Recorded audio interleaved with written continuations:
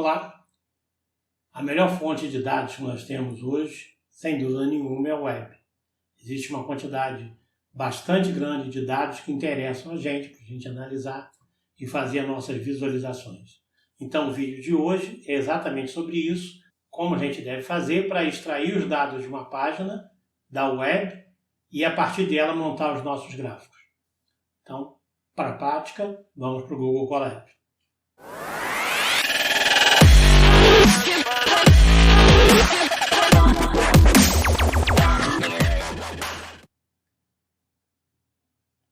Antes de ir para o Google Colab, nós precisamos encontrar os dados que nós queremos analisar.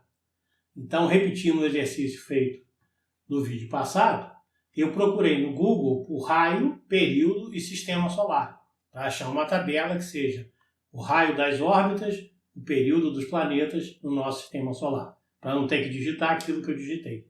Sendo mais sincero, eu não digitei aquilo. Primeiro procurei e copiei os dados, que é o que a gente vai ver exatamente nesse vídeo. O primeiro link é a terceira lei de Kepler, tá? Do site Mundo Educação. Então vamos tentar achar de lá, já que relaciona o período de revolução e o raio médio da órbita. No site a gente encontra a tabela exatamente como a gente quer, raio médio da órbita e o período em anos terrestres, esse aqui dá de unidades astronômicas, e a razão T2 sobre R3, que é o que a gente quer comprovar experimentalmente nesse vídeo.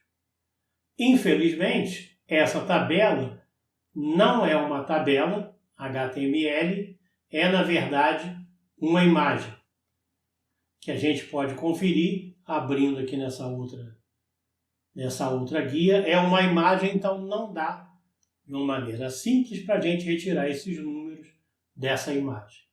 Então vamos procurar outro site. O segundo é do Brasil Escola, Leis de Kepler, Introdução e Exercícios Resolvidos. Vamos ver como ele fica.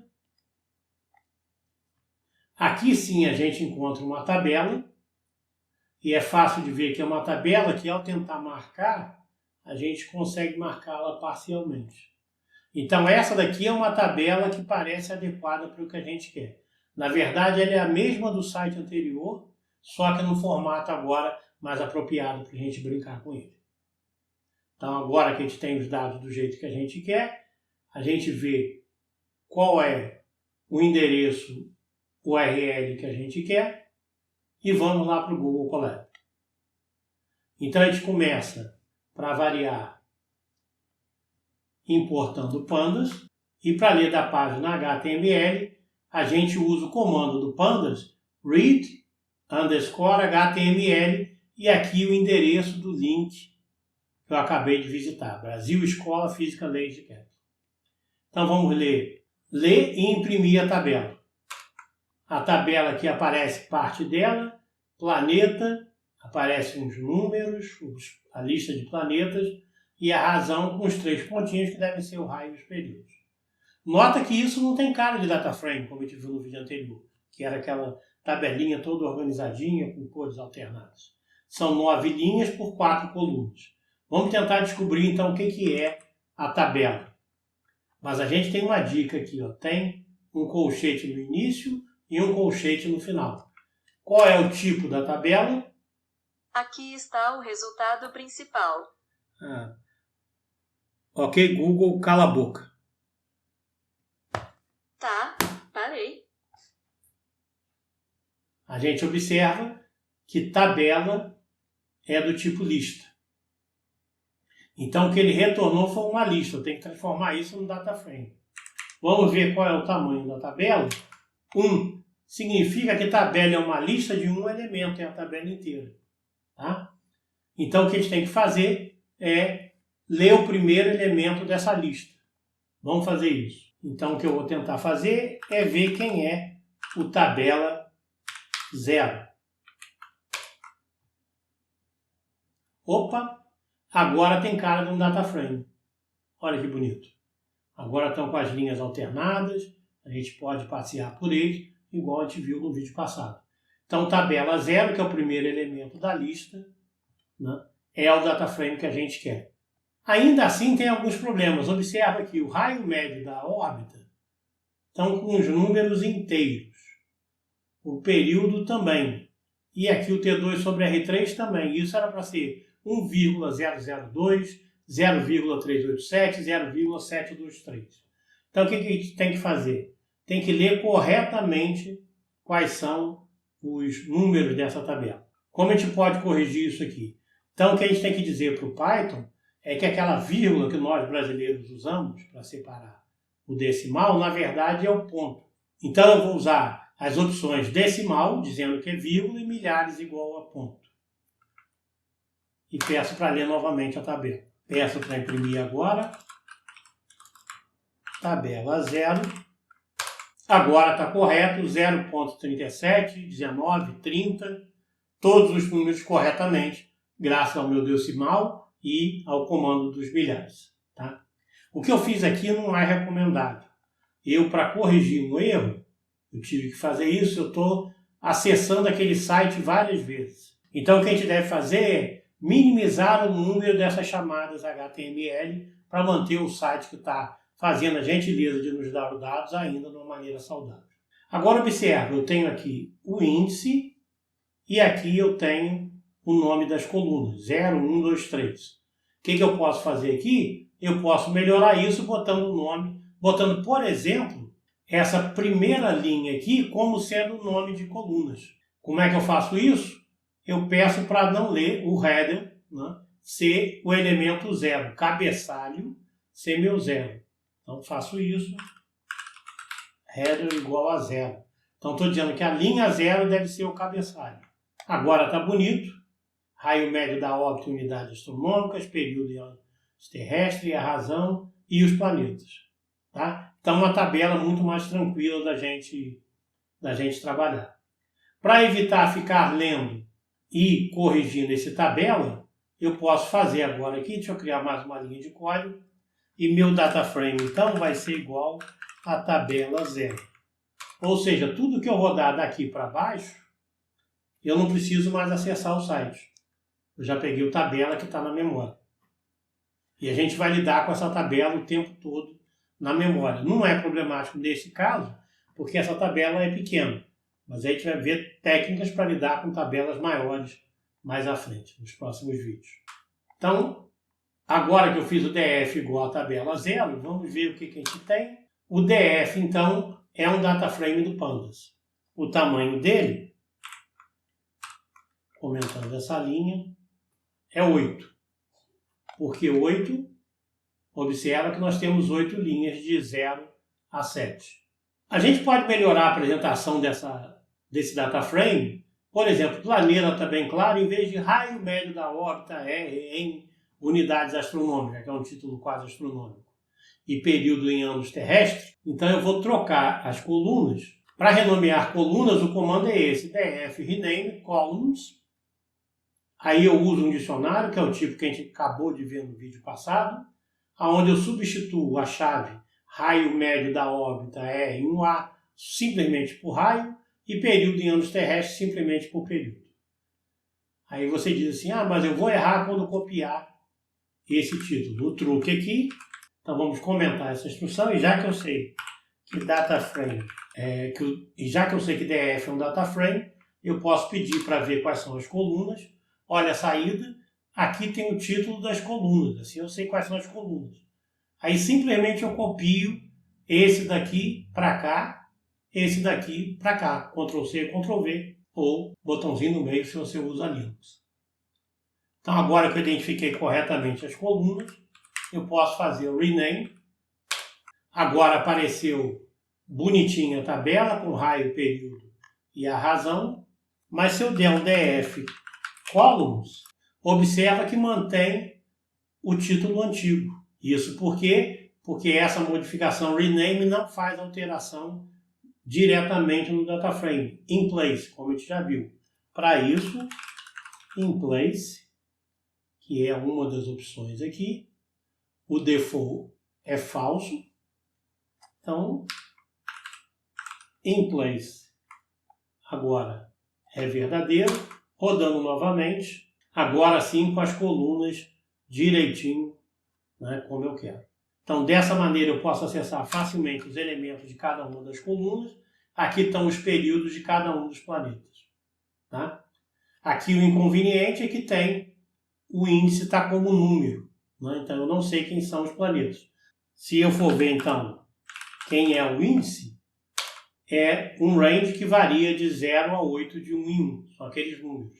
Se você quiser ver o índice de uma maneira mais humanamente legível, transforma em lista. Esses são os índices como a gente pode esperar. A gente pode trocar esses índices. Eu gostaria que meu índice fosse o planeta. Então, para isso eu faço df set index. Então, aqui está bonita a nossa tabela. Se você for confirmar,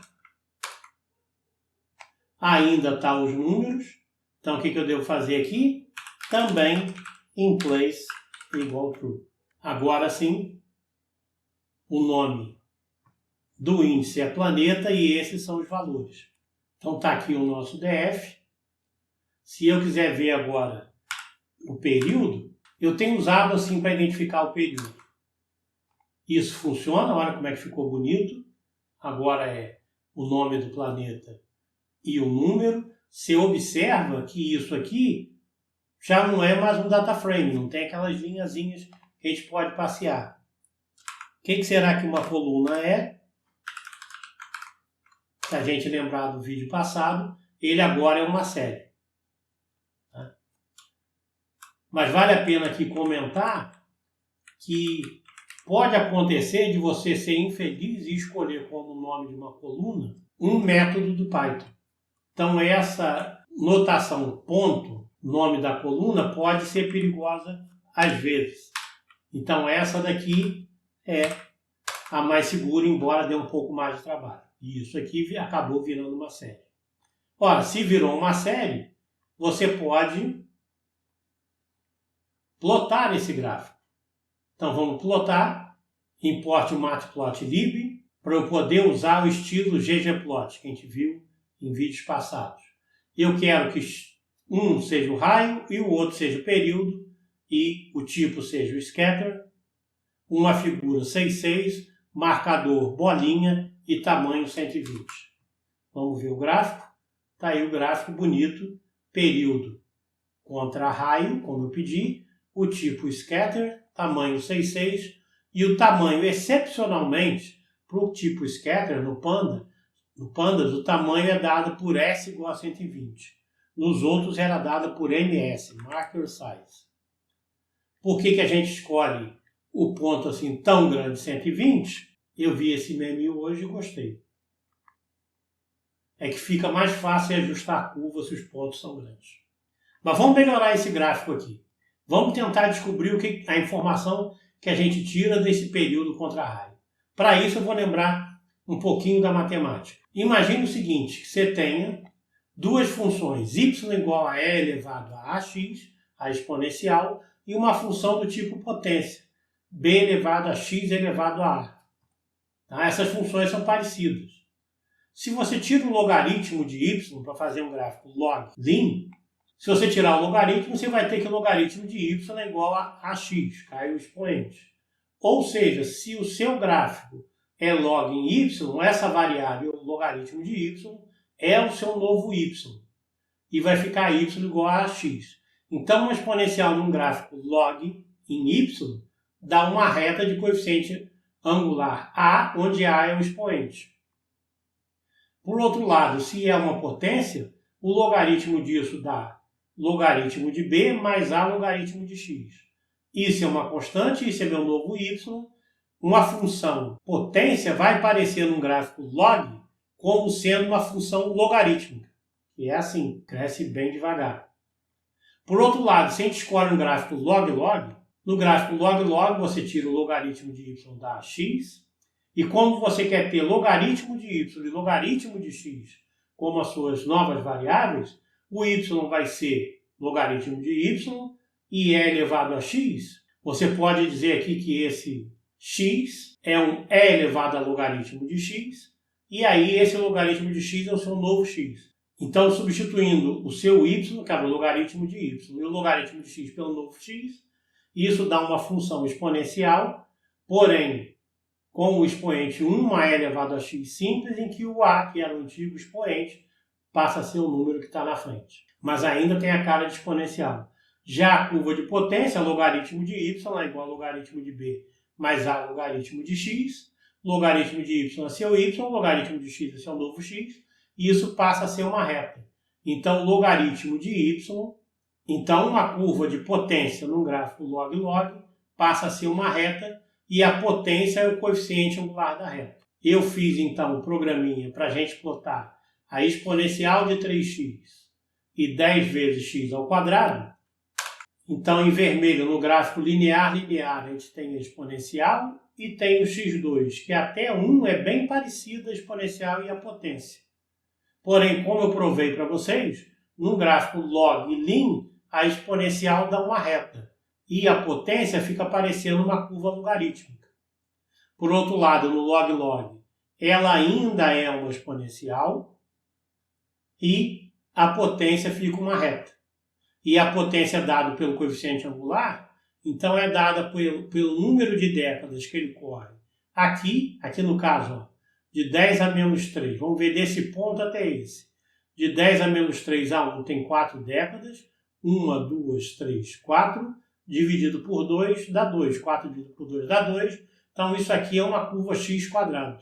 Então você vê que sem fazer ajuste, eu sei que isso aqui é uma parábola porque eu dividi esse ponto por esse para obter o coeficiente angular.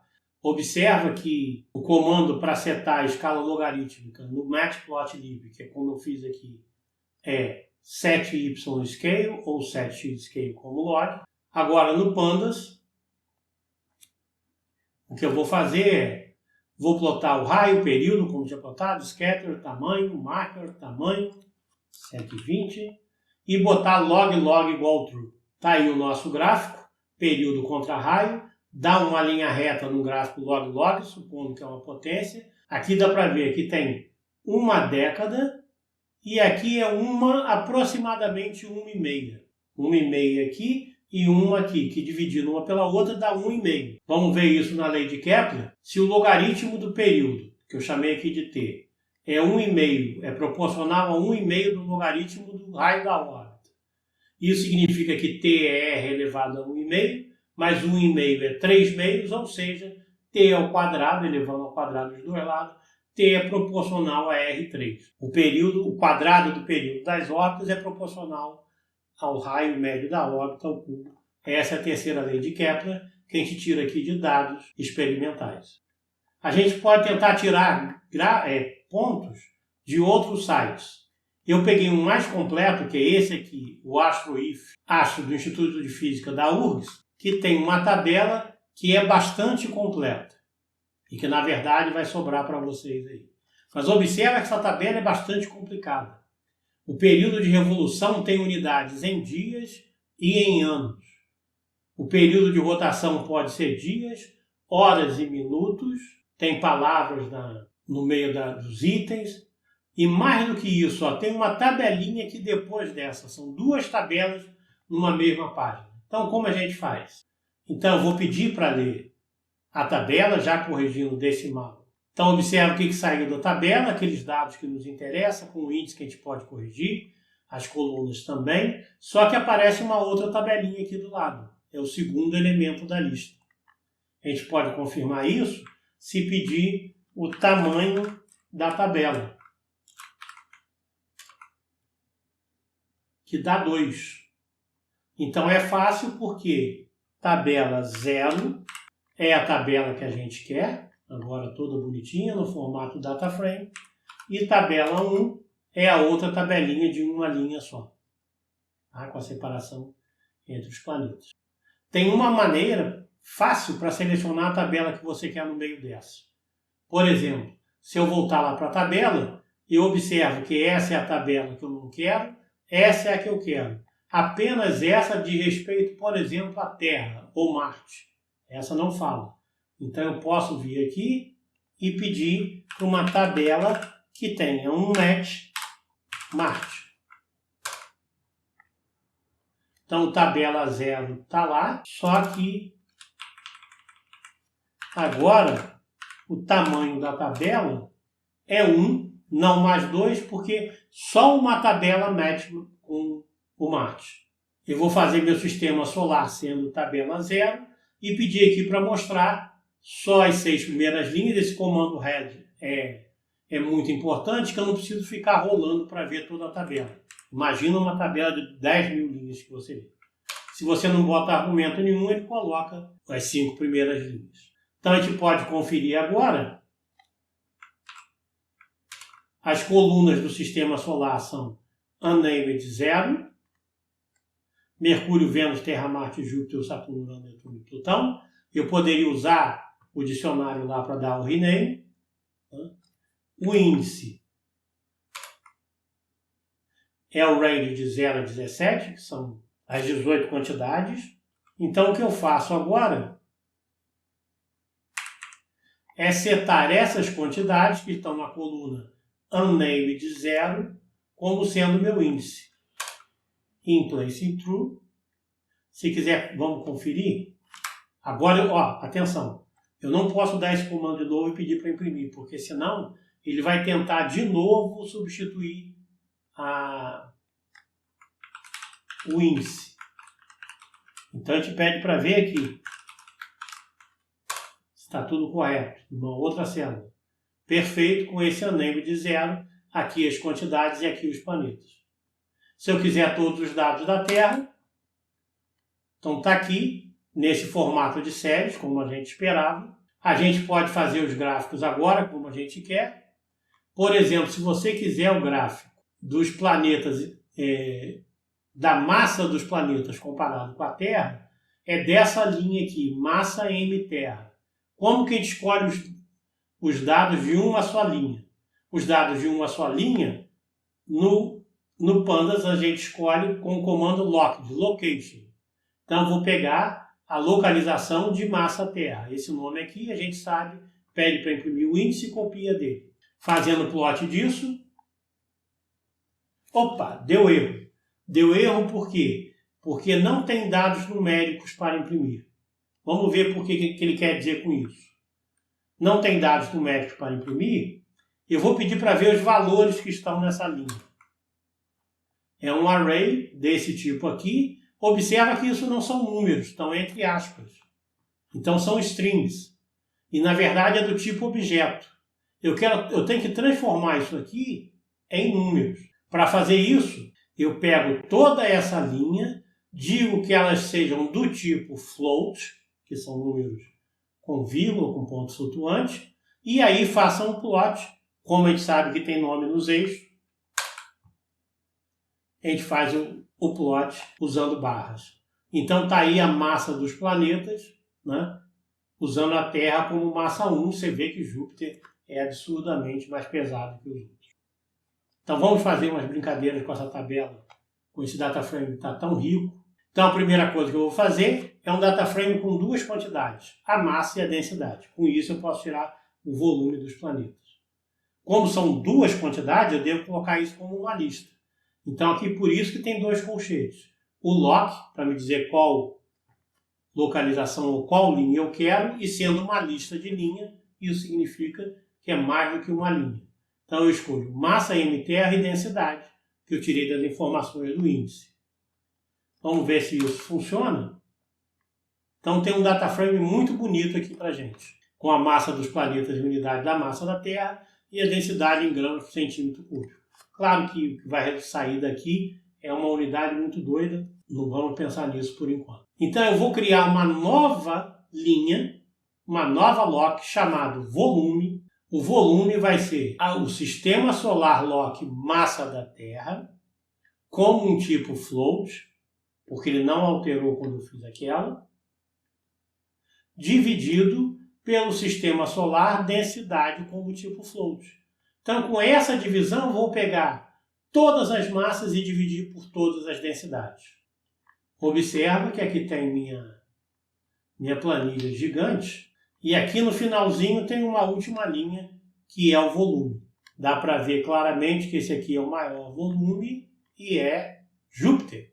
Então, viu como é fácil fazer operações com linhas inteiras da planilha? Posso pedir para ver, então, as 3 quantidades. Só copiar os títulos, está aí os resultados, fica mais fácil de ver. E se eu quiser agora tirar essa linha porque ela está muito mal colocada, porque estão em unidades muito doidas, o que eu faço? Para remover, a gente usa o comando drop, vamos tentar primeiro, o rótulo volume.